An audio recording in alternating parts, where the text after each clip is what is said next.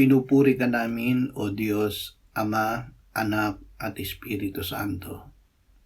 Salamat, Ama, na ibinigay mo sa amin si Jesus na iyong anak, na namatay para sa aming kasalanan, iyong muling binuhay, iniakyat at iniluklok sa iyong kanan sa langit.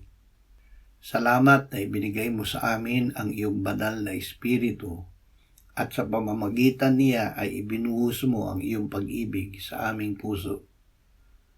Ama, salamat sa kapahingahan ng kaluluwa na ibinigay sa amin ng iyong anak, nang kami ay lumapit sa kanya at isinuot namin ang kanyang pamatok.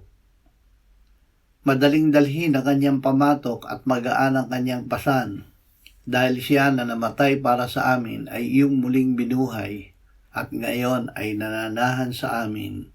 Amen.